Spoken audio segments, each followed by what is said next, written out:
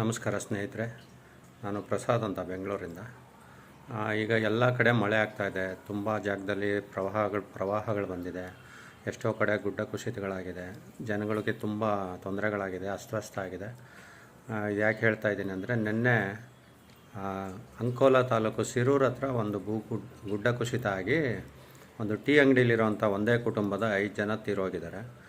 ಜೊತೆಗೆ ಅಲ್ಲಿ ಟ್ರಕ್ ನಿಲ್ಲಿಸಿ ಟೀ ಕುಡಿಯೋಕ್ಕೆ ಬಂದಿರೋಂಥವ್ರು, ಡ್ರೈವರು, ಕ್ಲೀನರು ಅಥವಾ ಬೇರೆ ಜನನೂ ಇರ್ಬೋದು, ಯಾರಿಗೂ ಗೊತ್ತಿಲ್ವಂತ ಎಷ್ಟು ಜನ ಅಂತ. ಆದರೂ ಎಲ್ಲರೂ ಮಣ್ಣಲ್ಲಿ ಸಿಕ್ಕಾಕೊಂಡು ಸತ್ತೋಗಿದ್ದಾರೆ. ಸೊ ಈಗೆಲ್ಲ ಕಾರ್ಯಾಚರಣೆ ನಡೀತಾ ಇದೆ. ಬಟ್ ಅಲ್ಲಿ ಏನಾಗಿದೆ, ಹೆದ್ದಾರಿ ಆಗಿರೋದ್ರಿಂದ ತುಂಬ ಎಷ್ಟೋ 9 ಕಿಲೋಮೀಟ್ರ್ 6 ಕಿಲೋಮೀಟ್ರ್ ಗಾಡಿಗಳು ಬ್ಲಾಕ್ ಆಗಿ ನಿಂತಿದೆ. ಅಲ್ಲೇನಾಗಿದೆ, ಊರಿಲ್ಲ ಅಕ್ಕಪಕ್ಕ. ಈ ಕಡೆ ಒಂದು 5-6 ಕಿಲೋಮೀಟ್ರ್ ಹೋಗ್ಬೇಕಂತೆ, ಇಲ್ಲ ಆ ಕಡೆ ಒಂದು 5-6 ಕಿಲೋಮೀಟ್ರ್ ಹೋಗ್ಬೇಕಂತೆ. ಆ ಥರ ಇದೆ ಪರಿಸ್ಥಿತಿ.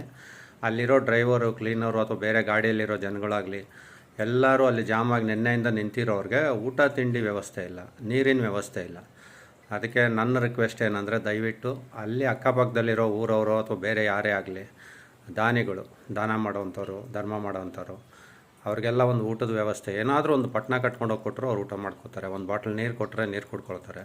ಆ ಥರ ಯಾರಾದರೂ ಇದ್ದರೆ, ಮಾಡೋರು ಇದ್ದರೆ ದಯವಿಟ್ಟು ಮಾಡಿ, ಆ ಥರ ಹೆಲ್ಪ್ ಮಾಡಿ ಅಂತ ಕೇಳ್ಕೊಳ್ತೀನಿ. ಯಾಕಂದರೆ ಎಷ್ಟೋ ಗಾಡಿಗಳಲ್ಲಿ ಅವರು ಗಾಡಿಗಳನ್ನ ಬಿಟ್ಟು ಹೋಗೋ ಪರಿಸ್ಥಿತಿಲಿ ಇರಲ್ಲ. ಕಳ್ಳರ ಕಾಟ ಇರುತ್ತೆ, ಏನೇನೋ ವಸ್ತುಗಳಿರ್ತವೆ, ಲಾರಿಗಳಲ್ಲಾಗಲಿ, ಕಾರಲ್ಲಾಗಲಿ, ಯಾವುದ್ರಲ್ಲಾಗಲಿ. ಅದರಿಂದ ಅವ್ರ ಗಾಡಿ ಹತ್ರ ಇರೋರು ಎಷ್ಟೋ ಜನ ಇರ್ತಾರೆ.